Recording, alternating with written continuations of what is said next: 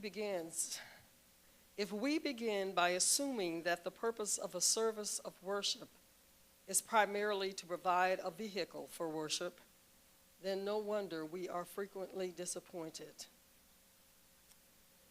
The most likely response would be along lines such as these. It provides a vehicle for focusing the religious emotions of members of the congregation, for clarifying their religious ideas, and for reinforcing their religious commitments. It helps to sensitize them to what is of true worth in their lives. The result is that they may go forth strengthened and uplifted, better able to grapple with their personal problems, more sensitive to the needs of others, more capable of contributing to the establishment of a reign of righteousness in the world. One must have a community if there is to be a worshiping community. The fact of the community is primary and essential, since a worshiping community can survive as a community even if it ceases to worship. For example, for years after the Farmington, Maine Unitarian Church ceased to operate, its Women's Alliance continued to meet regularly. To understand the dynamics of a worshiping community, therefore, the place to begin is not with a discussion of the theology or aesthetics of its ritual forms, but with a sociological definition of what that church is or hopes to become. There ends the reading.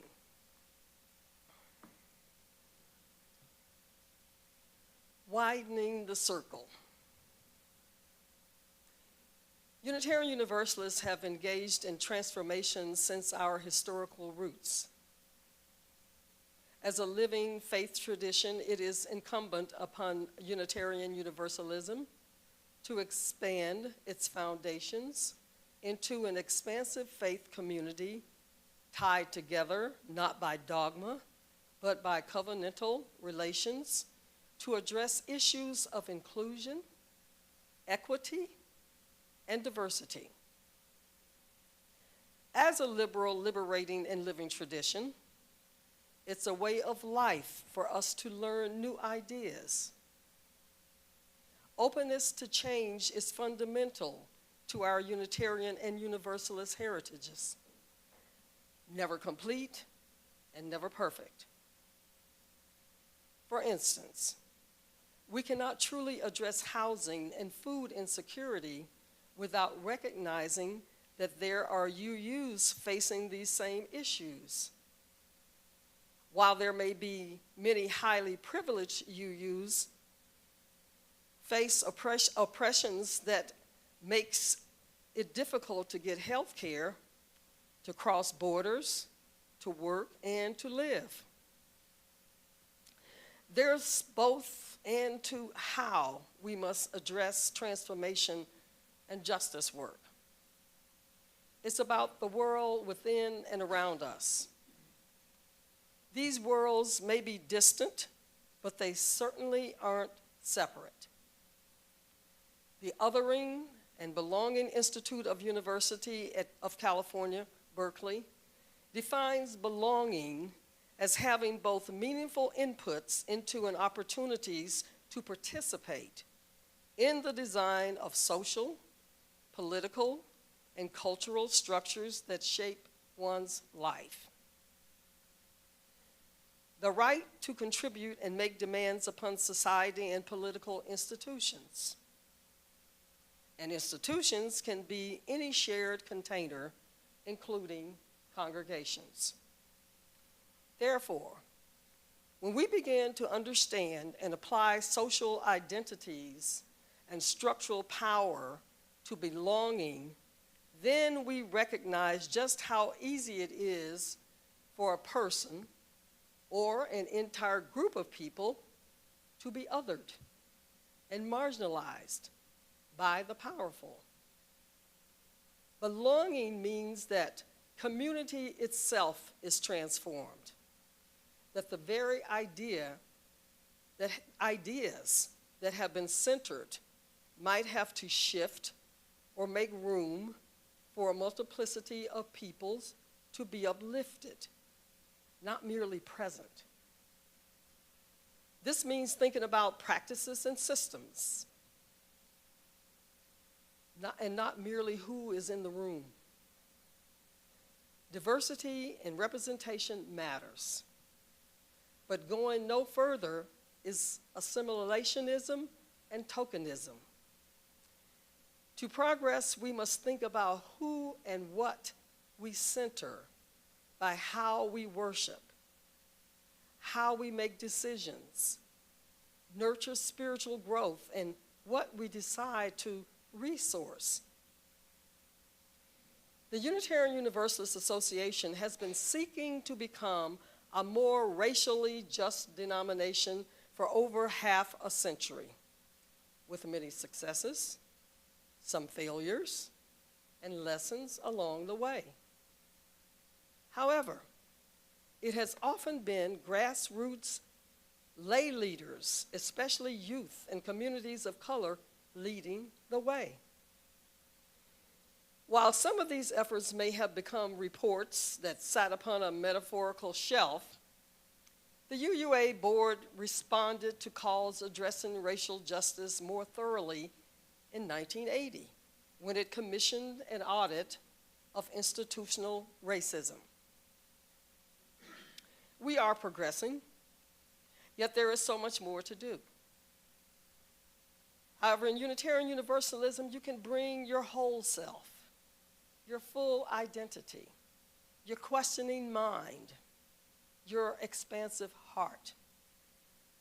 And by creating meaningful communities that draw from many wisdom traditions and more, we are embodying a vision beyond belief, a vision of peace, love, and understanding. We are a multi-generational faith. We build connections across the generations, from infancy to old age. Unitarian Universalism supports us in living with integrity, compassion, commitment, and joy.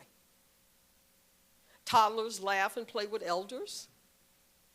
Teens have meaningful conversations with adults their parents' age.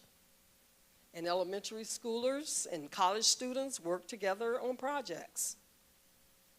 We watch each other learn and grow as we explore our faiths, our identities, and our world. Moreover, we have more than one way of experiencing the world and understanding the sacred, because what we call our living tradition draws from direct experience of that transcending mystery and wonder, affirmed in all cultures, which moves us to a renewal of the spirit and an openness to the forces which create and uphold life. Words and deeds of prophetic people which challenge us to confront powers and structures of evil with justice, compassion, and the transforming power of love. Wisdom from the world's religions, which inspires us in our ethical and spiritual life. Jewish and Christian teachings, which call us to respond to God's love by loving our neighbors as ourselves. Humanist teachings, which counsel us to heed the guidance of reason and the result of science, and warns us against idolatries of the mind and spirit. Spiritual teachings of earth-centered traditions, which celebrate the sacred circle of life and instruct us to live in harmony with the rhythms of nature. How do you understand the sacred? When you came to Unitarian Universalism, were you running from something or seeking to a broader understanding of what you already held dear? When you entered into the embrace of Unitarian Universalism, did you assume that everyone felt the same way about the sacred that you do?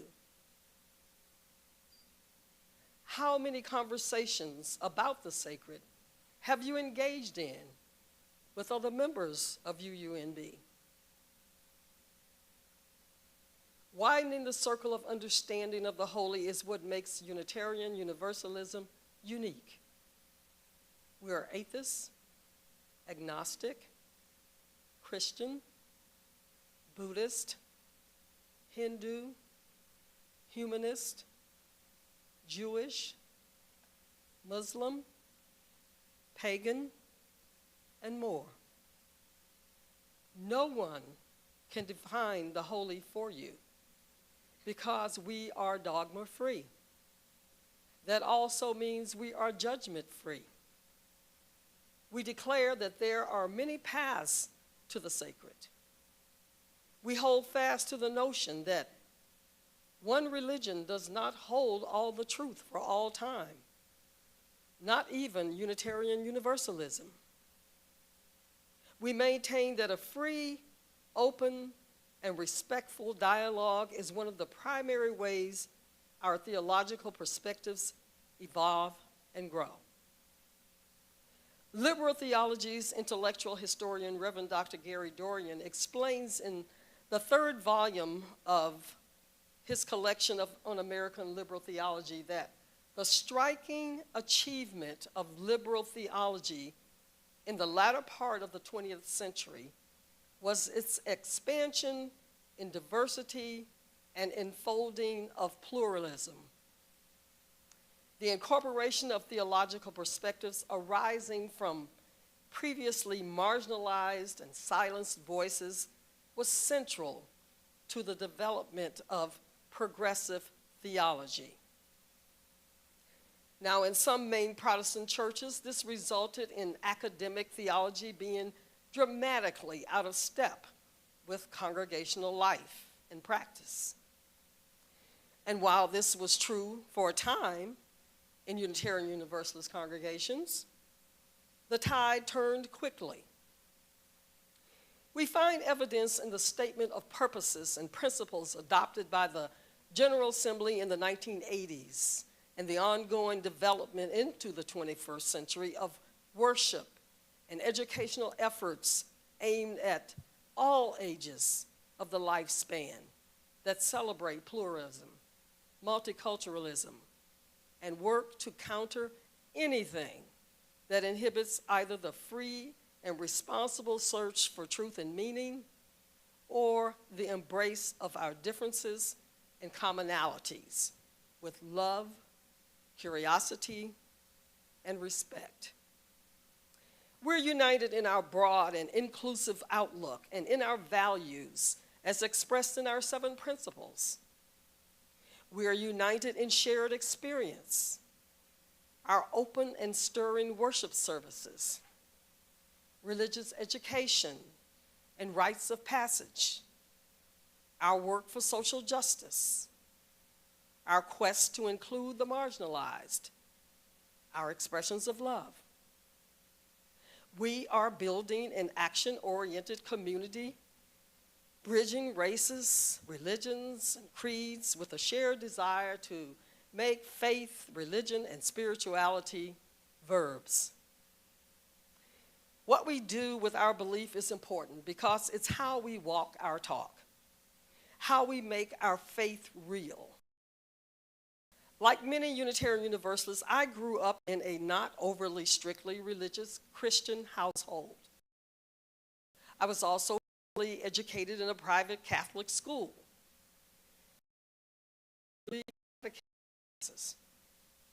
Where I was exposed to stories from the Bible. Even as a youngster, I questioned the validity of the stories, only coming to the realization as a these stories are allegories that need to be read with caution and sensitivity. While the Bible contains many valuable lessons, it helps to have some sense of time in which it was written and the many and translations it has undergone in reaching its present form. However, it offers me an excellent learning opportunity. It offers me a chance to think about what is right, how to live my life. In it, I only parallels to our Unitarian Universalist principle, but the political and social times that we currently live in. It's like that of the Good Samaritan and the Sermon on the Mount, where the multitude of our Unitarian Universalist principles of the inherent worth and dignity of all with others. Even the story of John with no room in looks a lot like the plight of today's immigrant population. It provides a high watermark for living in Universalist values. It offers much to reflect on, inspiring me to have faith, hope, and trust in the divine process. It reminds me to seek the divine spark within myself and else, to see the magnitude of the world around me, to work to make the world better. Now, this may or may not be how any one of you feel about the Bible. But Unitarian Universalists, it's my freedom to choose and to expect you to respect that choice. I've told stories in my Unitarian Universalist ministry. Yet, the Bible remains for me but one rich source among many human records that speak to us of the joys and challenges of being alive. It's just one more chapter among several religious texts in the Unitarian Universalist Guide to Living. Moreover, I will not let the judgments and beliefs of others spoil the messages that are available to me if I read and learn with an open mind. As you balance between your past and your future, the roots that give this congregation life, and the story you have yet to write, may you know yourselves not only as a people of joy and gratitude, but also as a people of memory and a people of honor. You have the power to choose among many paths, to meet life in many ways, to be tough-minded, tender-hearted, to move between activity and quietness. You can express your uniqueness and individuality and bear witness to the good and the evil, as well as forgive. All these ways of meeting life and more are part of the potential of you, the congregation. Don't be afraid to move very far or very fast from the ways that are comfortable. Respect the individual journey that others are traveling.